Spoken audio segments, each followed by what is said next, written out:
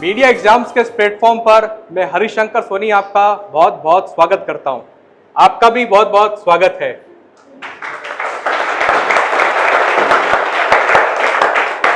और इन्हीं तालियों की गड़गड़ाहट के साथ में आप स्वागत कीजिए परिमल सर का। नमस्कार।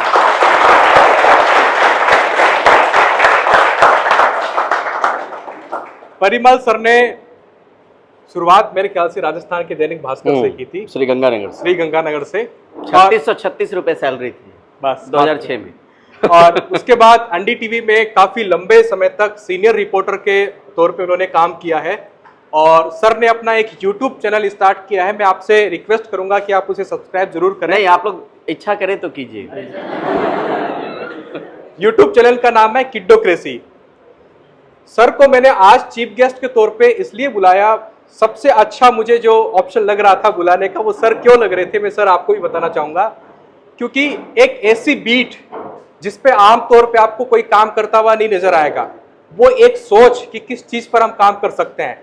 बच्चों को लेकर पत्रकारिता, आप सोचिए कि आपने इन्वायरमेंट बीट पर देखा होगा, इकोनॉमिक बीट देख रहे हैं, पॉलिटिकल और क्राइम तो भरी पड़ी है। मतलब आप चिल्ड्रन को लेकर, बच्चों को लेकर किड्डोक्रेसी नाम से जो है आप जो चीज बना रहे हैं, जो सोच है वो सर की बहुत बड़ी सोच है। इस सोच के लिए एक बात ताली होती है। और इससे भी बड़ी चीज कि सीनियरिटी के लेवल पे इतने साल काम करने के बाद में जो उनकी सोच है कि खुद का कुछ हो, ये बड़ी चीज है। सर से आप इंस्पिरेशन ले सकते हैं, गाइडेंस भी ले सकते हैं। और सर ओवर टू यू, मैं चाहता हूं आप जो है इन सब बच्चों को अपने बारे में थोड़ा सा और डिटेल में बताएं जो मैं नहीं बता पाया, और कैसे आपने किड्डोक्रेसी के बारे में सोचा, प्लीज बताइए। देखिए, ऐसा है कि अगस्त का ही महीना था 2005 का, जब मेरा दाखिला हुआ था यहाँ पे, आज से 19 साल पहले। इसी कैंटीन में यही भैया हैं जो कढ़ी चावल खिलाते थे। मैंने आते हुए पूछा कि कढ़ी चावल अब बनता है कि नहीं बनता है। तो मन में ये रहता था कि जॉब मिलेगी कि नहीं मिलेगी, मिलेगी तो कहाँ मिलेगी, कितने रुपए की मिलेगी। क्लासेस में बहुत सारी बातें होती हैं, यथार्थ में वैसा होता नहीं है। आपसे कहा जाएगा कि पार्लियामेंट रिपोर्टिंग कैसी होती है, तो आप ख्वाब देखने लगेंगे कि हम पार्लियामेंट रिपोर्टिंग करना शुरू कर देंगे। मुझे अब मिला था मौका पार्लियामेंट रिपोर्टिंग करने का। हालांकि वो कई लोगों की ज़िंदगी में 10-11 साल में भी आ जाता है, लेकिन शुरुआती दौर में नहीं आता है। तो सबसे पहले ही मेरी जो सलाह है वो ये है कि किसी भी खबर को छोटा नहीं समझिए। मतलब अगर कोई चीज़ महंगी हो गई है तो उस खबर को हमें पढ़नी चाहिए, क्योंकि कल को वही लिखना पड़ेगा। सिविक इशूज़ को आपको जब शुरुआती दौर में अगर रिपोर्टिंग में जाएंगे तो सिविक इशूज़ के ही मुद्दे आपको रिपोर्ट करने पड़ेंगे। मसलन प्रोटेस्ट हो रहा है, मसलन टमाटर महंगा हो गया, कोई जो है वो टक्कर हो गई बाइक और कार में। तो मैं इसलिए आपको रूबरू करवाना चाह रहा हूँ, क्योंकि खबर हम सीख कर तो आए नहीं। पत्रकारिता की शुरुआत यहाँ से हमने की है। बहुत कम लोग होंगे जो बीजेएमसी करके आए होंगे या उनको पहले से बैकग्राउंड थोड़ा पता हो। जो नए लोग हैं, जो ग्रेजुएशन के बाद यहाँ पे दाखिला लिया है जिन लोगों ने, उनके लिए कोर्स ये बिल्कुल नया है। हो सकता है कई लोग न्यूज़पेपर पढ़ने के आदी नहीं हो, तब भी कोर्स में दाखिला ले लिया। करियर अच्छा है, बहुत अच्छा फील्ड है, ग्लैमरस लाइफ है, ये तमाम चीज़ें हैं। लेकिन मेरा कहना सिर्फ ये होगा कि अखबार रोज़ पढ़िए, हर खबर को पढ़िए। आपका इंटरेस्ट स्पोर्ट्स में है, ज़्यादा खबर उसकी पढ़िए, कोई दिक्कत नहीं है। लेकिन हम ये नहीं कह सकते कि हमें स्पोर्ट्स जर्नलिस्ट के तौर पे ही मौका मिल जाएगा। हम फिल्म में करियर बनाना चाहते हैं, फिल्म पत्रकारिता करना चाहते हैं, तो उसी में मौका मिल जाएगा। इकोनॉमिक्स की खबरें अच्छी लगती है तो वही मौका मिल जाएगा। Beggars have no choice. हम लोगों के बैच में जब 40 बच्चे थे, हम लोग के समय 40 था, आप लोग के समय स्ट्रेंथ पता नहीं हर कोर्स में कितना है, शायद 50 से ऊपर ही होगा, 60-70 के आसपास होगा। तो 40 में हर किसी को नौकरी नहीं मिली थी। 10-11 लोगों को नौकरी मिली, बाकी कुछ लोग कुछ दिन तक बेरोजगार रहे इस अच्छे संस्थान से पढ़ने के बावजूद। तो मैं कह रहा हूँ कि सबको नौकरी तुरंत नहीं मिलेगी, लेकिन कोई ऐसा भी नहीं कि बेरोजगार रहेगा। ये भरोसा दिलाना इसलिए ज़रूरी है क्योंकि शुरुआती दौर में आप लोग हतोत्साहित नहीं हो जाएं कि जो करियर पैसा लगा के आए उसमें नौकरी नहीं मिलेगी तो क्या करने आए। कुछ मेरे दोस्त जो है वो IPS बन गए मेरे कोर्स के। वो झारखंड कैडर में IPS है, किशोर कौशल, जमशेदपुर का IPS है अभी, SSP जमशेदपुर। तो मेरा बैचमेट था, रूममेट भी था। कुछ लोग लेक्चरर बन गए रांची सेंट्रल यूनिवर्सिटी में, कुछ लोगों ने अपना स्कूल खोल लिया। तो हर कोई पत्रकारिता में नहीं रहा, हर किसी को रिपोर्टिंग नहीं मिली, हर कोई एंकर नहीं बन पाया, लेकिन हर किसी ने अपना ज़रिया तलाशा और वो आप लोगों को भी मौका मिलेगा। लेकिन मेरी गुजारिश बस इतनी है कि खबरों की दुनिया में रचना बसना सीखिए। आदत में नहीं है अखबार पढ़ना तो डालिए, रोज़ दिन पढ़िए, लाउडली पढ़िए, क्योंकि कई लोगों को दिक्कत होती है डिक्शन की, जो लोग हिंदी वाले लोग हैं और बिहार से होंगे, मैं बिहार से हूँ, तो बचपन से नाम का उच्चारण परिमल किया, परिमल। तो यहाँ पे बहुत सारे दोस्त थे मेरे मध्य प्रदेश के, उत्तर प्रदेश के, जिनकी हिंदी अच्छी थी, तो वो कहते थे परिमल नहीं होता है, परिमल होता है। तो अब वो 24 साल तक जो कानून ने सुना और मास्टर साहब ने कभी टोका नहीं, तो वही उच्चारण करते चले गए, लिखते सही थे, उच्चारण गलत था। तो मैं ये कहने की कोशिश कर रहा हूँ कि डिक्शन को लेकर दिक्कत होगी। जो आपके हिंदी भाषी अच्छे दोस्त हैं या अंग्रेजी में जो लोग हैं, सब लोग हिंदी वाले हैं, हिंदी इंग्लिश मतलब सारे ही कोर्सेज हैं, तो लाउडली पढ़िए न्यूज़पेपर को। जब आप पढ़ेंगे और बोलेंगे तो आपका मॉड्यूलेशन अच्छा होगा। कल को आप अगर न्यूज़ एंकर के तौर पे अपना करियर सोच रहे हो, रिपोर्टर के तौर पे करियर सोच रहे हो, तो जो भाषा का एक्सेप्टेंस है वो हमारी बिहार वाली भाषा वहाँ नहीं चलेगी, वहाँ सर्वमान्य भाषा चलेगी। तो सबसे पहले तो भाषा पे काम करना ज़रूरी है, क्योंकि हम लोग जब नहीं लिखते थे तो नहीं में बिंदी नहीं लगाते थे, हाँ में जो बड़ी मात्रा होती है उसके ऊपर बिंदी लगती है, ये लगाने के आदी नहीं थे हम लोग। मतलब मैं अपनी बात करूँ व्यक्तिगत तौर पर, मैं कह रहा हूँ कि छोटी छोटी चीज़ें हैं, उसको समझने की कोशिश कीजिए। जो कमी है अगर उसका इवैल्यूएशन आप लोग कर लेंगे कि ये कमी है तो दूर भी हो जाएगी। जैसे परिमल वाला जो कमी थी मेरे अंदर, वो किसी ने सिखाया कि जैसे बकरी को बुलाते हैं ना गांव घर में, अर अर अर, तो र का जो उच्चारण है वो उससे मैंने सीखा। नुक्ते को लेके आज तक हमने काम नहीं किया होगा। जाहिर बोल देते होंगे, जाहिर होता है। गम बोल देते होंगे, वो गम दूसरा गोंद वाला गम हो जाता है, वो गम आपको सीखना पड़ेगा।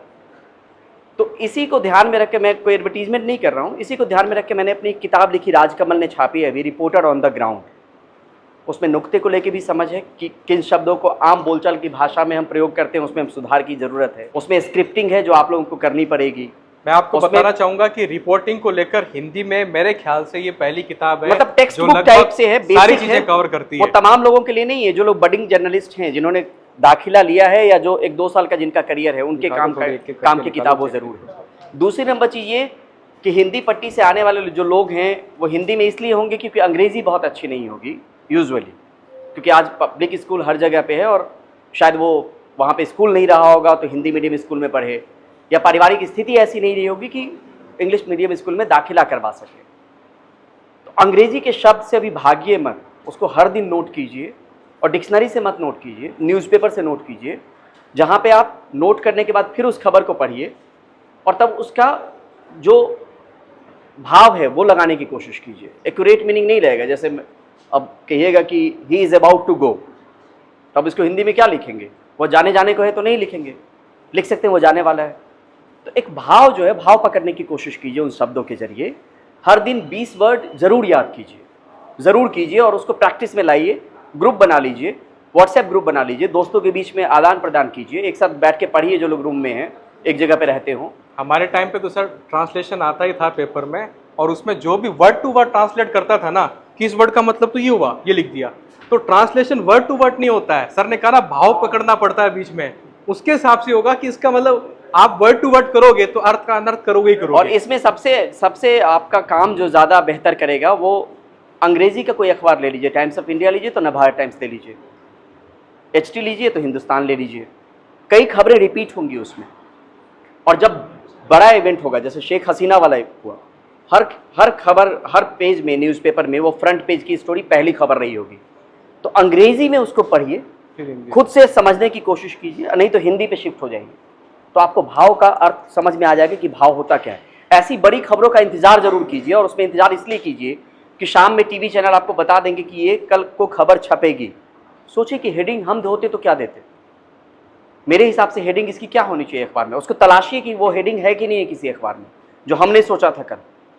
उससे मेंटल एक्सरसाइज भी होगा, आप उस खबरों की दुनिया को बेहतर तरीके से समझ मतलब पाएंगे। आज जो घटना घटी है, आप सोचो कि आज जैसे आपको इलेक्ट्रॉनिक मीडिया के माध्यम से पता चल गया कि शेख हसीना देश छोड़ के जा चुकी है, ठीक है।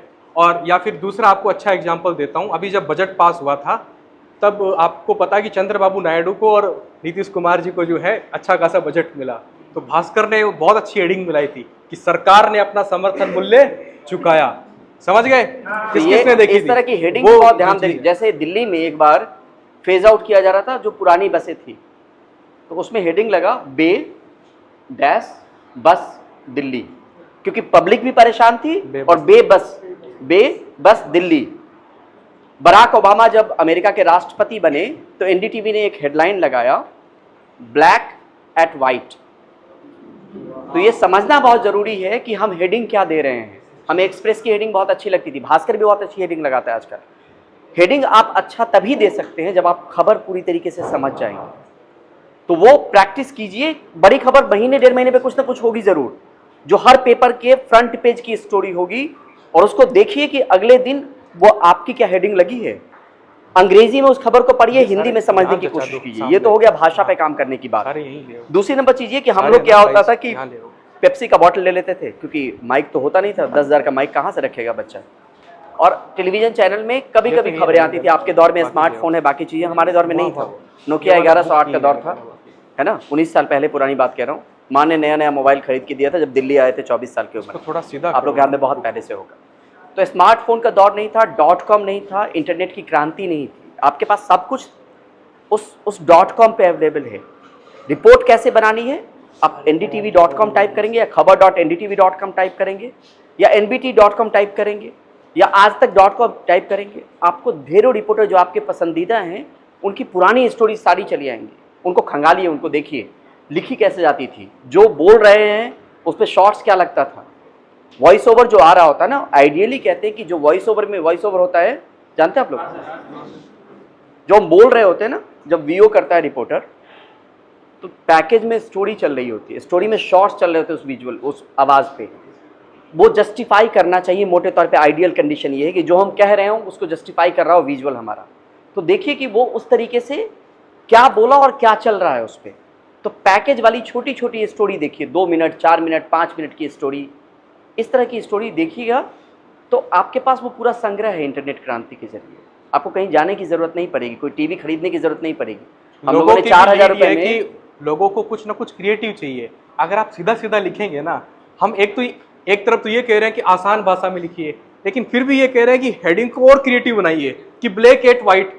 अब उसको पता चलना चाहिए कि व्हाइट हाउस होता है प्रेसिडेंट का, है ना, तो वो थोड़ा सा कॉम्प्लिकेटेड भी हो सकता है रिक्शा वाले के लिए। हाँ। एक तरफ तो हम ये कह रहे हैं कि एकदम आसान भाषा में करो, एक हम ये भी कह रहे हैं थोड़ी बहुत क्रिएटिविटी चाहिए उसको, कि क्योंकि वो होता है ना कि आप टेक्टिक वगैरह कुछ लगाते हो, या किक बैट आजकल कर रहा है कि किक बैट करके कुछ, तो वैसा कुछ करने का भी जो है, जैसे मान लीजिए हाथी हम बोलते हैं तो किस पॉलिटिकल पार्टी की तरफ इशारा है वो, है ना। तो ये समझ धीरे धीरे बनाइए तो हेडिंग लगाने में आसानी हो जाएगी। हाथी से बसपा है ना, साइकिल से अखिलेश हैं, इस तरह की चीजें भी। कंगारू बोलते हैं, कंगारू बोलते हैं, ऑस्ट्रेलिया से हम उसको कोरिलेट करते हैं, है ना। इस तरह की चीजें भी समझने की कोशिश कीजिए। मुहावरे, लोकोक्ति, ये सब भी समझिए। वो काम आएगा तब जब आप पीस टू कैमरा कर रहे होंगे, पीटीसी जिसको बोलते हैं, जब रिपोर्टर अपना एक एडिटोरियल कमेंट करता है किसी स्टोरी के बाद में, तो वो आप बेहतर तब। कई लोग क्या कहते थे कि हम लोग अखबार से गए टेलीविज़न में, 1.5 साल अखबार में काम किया, तो पीटीसी जो दूर से देखा था वही लोगों से पूछते थे कैसे करें। कोई बोलता था उसको फ्यूचर पे छोड़ दो, कोई बोलता था उसको सम अप कर दो। फिर मुझे लगा नहीं यार, ये एडिटोरियल कमेंट आपका होना चाहिए पूरी स्टोरी को लेकर। आप एज ए एडिटर क्या सोचते हैं कि स्टोरी है क्या, उस तरीके से कमेंट करना। तो जितना पढ़ेंगे लिखेंगे उतना वो आपके लिए काम फ़ायदेमंद होगा। दूसरी नंबर चीज़ ये कि यहाँ पे बहुत उम्मीदें लिए आए थे। इससे पहले मेरा दाखिला हुआ था माखनलाल चतुर्वेदी राष्ट्रीय पत्रकारिता विश्वविद्यालय भोपाल में गए, तो वहाँ पे लोगों ने बताया कि नौकरी नहीं मिलेगी। 2 साल का कोर्स था, हमने कहा नौकरी नहीं मिलेगी तो बहुत लोअर मिडिल क्लास से थे ये, तो लगा कि नौकरी नहीं मिलेगी तो करने का मतलब नहीं है, फिर पैसा लगाएं पेरेंट्स का, उसके बाद नौकरी ना मिले, तो छोड़ दिया हमने उस कोर्स को। फिर आईएमसी दिया, तो आईएमसी में तीसरे अटेम्प्ट में मेरा हुआ। पहला दूसरा अटेम्प्ट नहीं हुआ, तीसरा अटेम्प्ट हुआ, लेकिन करना यहीं से था तो किया यहाँ से। मैं ये बताने की कोशिश कर रहा हूँ कि शुरुआती दौर में जो नौकरी मिली, एडीपीआर के बच्चों को नौकरी मिली 25,000 की, हिंदी जर्नलिज्म के बच्चों को नौकरी मिली 4,000, 8,000, 10,000 की, और कई लोगों को नौकरी नहीं मिली। ठीक है, ईयर 2006 में, 2005 बेच के हैं सर। मेरी जो नौकरी थी पहली वो 3636 रुपए की थी, और अभी जब मैंने एनडीटीवी की नौकरी छोड़ी तो 1,70,000 रुपए पर मंथ सैलरी थी। तो मैं ये कह रहा हूँ कि उसमें ये समझना बहुत जरूरी है। और नौकरी को छोड़ने को लेकर कोई दबाव नहीं था, ना तो मैं निकाला गया, ना ही नौकरी छोड़ने का कोई दबाव था। लगा कि जो कर रहे हैं वो अच्छा नहीं है, मतलब तेंदुआ पकड़ लो जी, 4 फायर टेंडर की गाड़ी है उसको रिपोर्ट कर लो जी। तो मुझे लगा कि जो अनुभव है मेरे पास, उस अनुभव का इस्तेमाल जो है वो ऑर्गेनाइजेशन कर नहीं रहा है, तो मुझे लगा कि निकल जाना ही बड़ी बेहतर चीज है। जो आपने किड्डोक्रेसी स्टार्ट की ना, हाँ। जो बीट है ही नहीं पूरे ऑल ओवर इंडिया में, उस बीट पे आप काम कर रहे हैं, ये सबसे बड़ी चीज है सर। तो मैं अपने बारे में थोड़ा सा बता देता हूँ, उसके बाद फिर टॉपिक पे आता हूँ। मैं बिहार में समस्तीपुर से हूँ, पढ़ाई लिखाई दरभंगा से हुई। यहाँ 2005 में आना हुआ। कटवड़िया सराय में छोटे से कमरे में रहते, जहाँ धूप की रोशनी नहीं आती थी। 1600 रुपए में 2 लोग रहते थे। बच्चे आज भी देख के डर के आए कि यहाँ हॉस्टल हम लोगों के समय में था नहीं, आप लोगों के समय में है कि नहीं पता नहीं। गर्ल्स हॉस्टल था, बॉयज हॉस्टल नहीं था। और उसके बाद जो है वो सिलसिला फिर 3 अखबार में काम करने के बाद दैनिक भास्कर में 6 महीने किया। उसके बाद राष्ट्रीय सहारा नोएडा में किया काम, वो भी करीब 3-4-5 महीने का था। सैलरी बढ़ानी थी तो नौकरी बदल रहे थे जल्दी जल्दी। फिर उसके बाद अमर उजाला में गए तो 12,000 सैलरी हुई, मतलब 1.5 साल बाद। तो 12,000 की सैलरी के बाद अचानक 2 महीने बाद एनडीटीवी में नौकरी लगी, वो 24,000 की नौकरी थी। मतलब इनके यहाँ वो क्राइटेरिया नहीं था कि इससे कम हम दे ही नहीं सकते इतने अनुभव के बाद। तो 24,000 की नौकरी थी। अवार्ड्स मिले, कई लोगों के अवार्ड्स देखता था तो लगता था कि अवार्ड कैसे मिलता है। स्टोरीज पे कई अवार्ड्स मिले। न्यूज़ टेलीविजन अवार्ड 4 बार मिला। इनका अपना एक अवार्ड, आईआईएमसी का एक अपना अवार्ड है, उसमें एक अवार्ड मिला। 40 अंडर 40 का एक अवार्ड मिला जो E4 मीडिया चलाती है। इस तरह के अवार्ड्स कई सारे मिले, लेकिन वो आपको स्टोरी उस तरह की करनी पड़ेगी। वो कभी कभी मौका मिलेगा जब आप अच्छी स्टोरी कर पाएंगे, जिसको आप कहेंगे भी कि वाकई अच्छी स्टोरी हमने की थी। इस दौर में एनडीटीवी में याद नहीं कर पा रहे थे कि कब अच्छी स्टोरी हमने की है। मतलब ये सिलसिला 1.5-2 साल पहले से चल रहा था कि अच्छी स्टोरी करने के लिए आपको समय देना पड़ेगा। समय देने के लिए आपको ऑर्गेनाइजेशन को थोड़ा फ्री करना पड़ेगा, लेकिन हर दिन की मारामारी में वो कर नहीं पा रहे थे। बहरहाल ये कहना है कि ये इंस्टीट्यूट अपने आप में बहुत अच्छा है जहाँ पे आप लोग आए हैं, लेकिन उसका पूरा यूटिलाइज कीजिए। 9 महीने जो है ना, वो मैं ये नहीं कह रहा कि पढ़ते रहिए, एंजॉय भी कीजिए, सिनेमा भी देखिए, लेकिन जो पढ़ना है उसको जरूर पढ़िए। जेएनयू कैंपस जाइए, लेकिन पूरे दिन भर के लिए मत जाइए, है ना, कोई दिक्कत नहीं है, ठीक है। नहीं, हम लोग जाते थे जेएनयू कैंपस में, 17 रुपए में भरपेट खाना मिलता था। तो पैदल 1:30 बजे कई बार यहाँ छोड़ के वहाँ चले जाते थे। नेपाल जी सुन रहे हैं। तो मैं ये कह रहा हूँ कि 2-3 चीजें मेरी। पहला ये कि जो आप करने आए हो वो भाषा पे पूरा टिकी हुई चीज है, तो भाषा दुरुस्त कीजिए, हिंदी हो अंग्रेजी हो कुछ भी हो। दूसरी नंबर चीज ये कि न्यूज़पेपर रोज दिन पढ़िए, लाउडली पढ़िए। तीसरी नंबर चीज ये कि एक खबर जो अंग्रेजी में लिखी गई उससे वर्ड निकालिए, डिक्शनरी में एक पॉकेट में डायरी रखिए, उसमें नोट कीजिए और उसको अप्लाई करने की कोशिश कीजिए कहीं पे, नहीं तो भूल जाएंगे उसको। चौथी नंबर चीज ये कि जो खबर अंग्रेजी में छपी है उसको खुद से समझने की कोशिश कीजिए। नहीं समझ पा रहे हैं तो फिर हिंदी में देखिए, अगर कोई बड़ी खबर है तो। ये कुछ एक चीजें कर लेंगे ना। टाइपिंग जरूर सीखिए अगर अब तक नहीं आती है तो।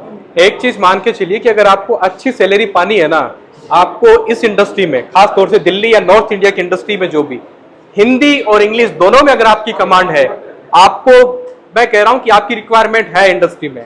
बस आप केवल लैंग्वेज पे कमांड बना लीजिए, बेसिक्स कवर कर लीजिए, आपको अच्छी सैलरी मिलेगी। लेकिन अगर आप हिंदी टाइपिंग ही नहीं जान पा रहे हैं, जो कि 5-7 दिन का काम है, ज्यादा लंबा काम नहीं, यूनिवर्सल कीबोर्ड चलता है, अच्छे से आपको कीबोर्ड के बारे में अच्छी जानकारी हो जाएगी, आपको बताया जाएगा कौन सा कीबोर्ड, कौन सा फॉन्ट वगैरह। थोड़ी सी जानकारी करके 5-7 दिन बस रेगुलर प्रैक्टिस कर लो, उसके बाद धीरे धीरे स्पीड बढ़ती जाएगी। टाइपिंग आ रही है, आपकी भाषा अच्छी है, तो उसके बाद रहा क्या, यही तो काम है। तो सबसे पहले अपना प्राइस डिस्ट्रीब्यूशन कर लेते हैं, जिसके लिए हम आए हैं यहाँ पे, ठीक है। तो जायज सी बात है कि मुझे लगता है कि पहले प्राइज होल्डर को पहले मिलना चाहिए। तो big hand for the Afreen Chaudhary.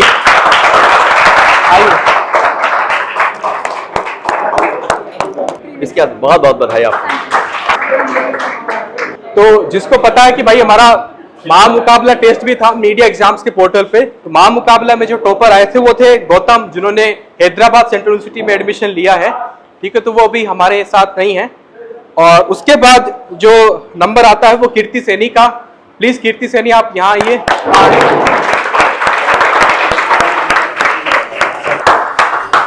बहुत बहुत बधाई।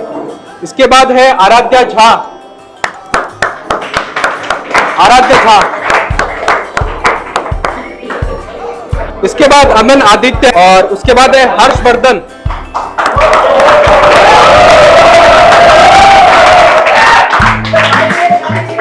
इसको ये जरा इसको यहाँ डाल दीजिए। इसको बुक भी लेनी है सर आपकी। इसको माइक इसलिए दे रहे हैं क्योंकि इसकी आवाज काफी अच्छी है, तो मैंने देखा कि यार इसका हम सुनने का थोड़ी दे, बोलने का दे, इसको दे प्लीज। ये ऐसे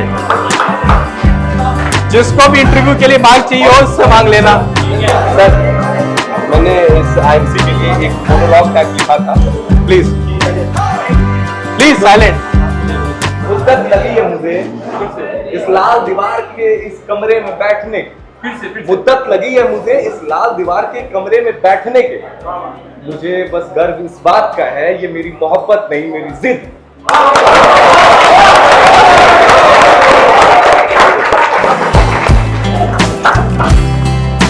इसके बाद सृष्टि सागर भी ढेंकानाल में है। तो सिद्धार्थ जो है हमारे 6th रैंक पे आए थे, एमएससी में एडमिशन लिया। सिद्धार्थ प्लीज आइए। इसके बाद तैयार रहिए धर्मेंद्र कुमार। सिद्धार्थ बहुत टैलेंटेड है।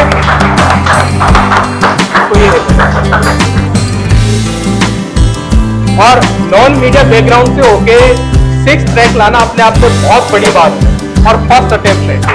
Big hand for him. Dharmendra Kumar RTV से प्लीज आइए। एयरपोर्ट ये ना बताइए आपको। प्रीशा आई नहीं है ना? प्रीशा है। प्रीशा रातूरी।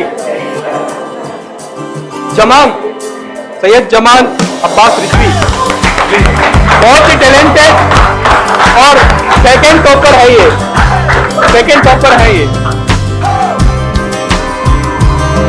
बहुत बहुत बधाई। इसके बाद है त्रिशा 3rd रैंक।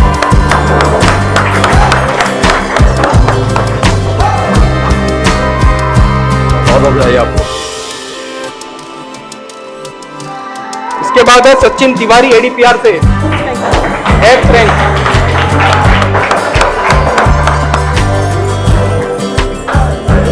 बहुत बधाई आपको। इसके बाद है अनुपम गांगुली। ये बंगाल से है, एडीपीआर में एडमिशन लिया है इन्होंने। कौशिक भाटिया ये बहुत ही टैलेंटेड, बहुत ही जुझारू लड़की है। मतलब पूरे साल भर में अप डाउन हुए, लेकिन इसने अपने प्रिपरेशन जो है खराब नहीं होनी दी और आप देखिए 11th रैंक पे ही आई है। काफी अच्छा काफी मेहनत की इसने। आरटीवी इन्होंने एडमिशन लिया है। Very nice. अभिलाष गुप्ता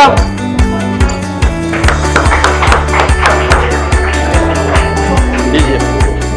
इसके बाद प्रियंका अग्रवाल। कोई बात नहीं। सूबिया यूसुफ। बहुत बधाई।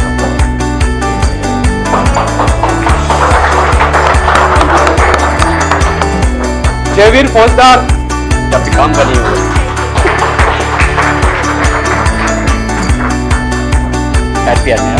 जयवीर फौजदार आरटीवी से। नमस्ते। इसके बाद संस्कृति राज का है।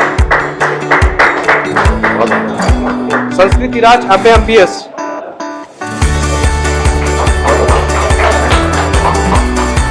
साक्षी पटेल।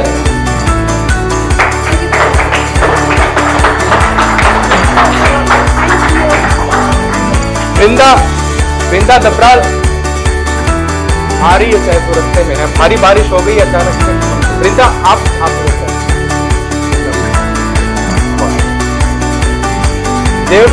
देवव्रत। आपका नाम देवव्रत है। सत्यम मोहपात्रा।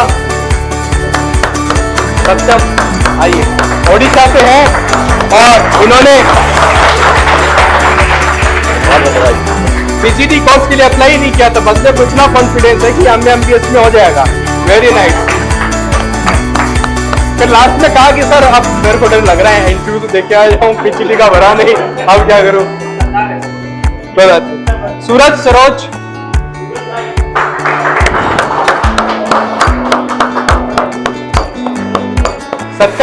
सत्यम राज मेरा यही है ना।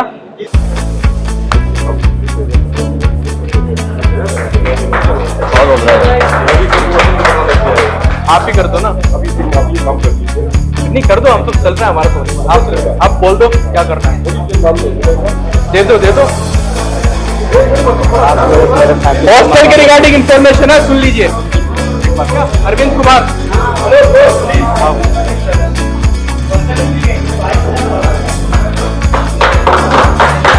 शुभम पोद्दार, ढेरों शुभकामनाएं आपको। ऋतुराज मिश्रा, दीपान्विता रॉय, दीपान्विता है,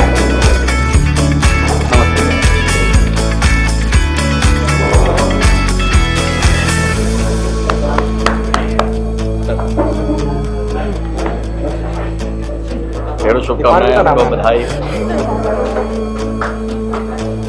अभी प्रोविजनल है, देखो कुछ लोग हट जाए, नहीं हो रहे तो वो लिस्ट में आ जाएगी। आप इसे बहुत बहुत बधाई। पंकज जाको आगे शुभकामनाएं आपको। लिस्ट वाले का सबका आगे होगा ना। बहुत बढ़िया लगा। आप आ जाओ, अरे मिल के पढ़ लेना यार।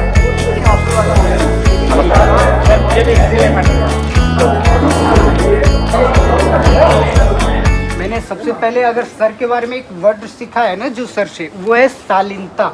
इतने मतलब किसी बात को इतने शालीनता से करते, इतने साधारण भाषा में मतलब करते हैं। वो कोई भी प्रॉब्लम हमें क्या होने वाली इन फ्यूचर, वो प्रॉब्लम हमसे पहले सर मतलब वो फील करके बता देते कि बच्चों को क्या हो सकता है, क्या प्रॉब्लम आ सकती है।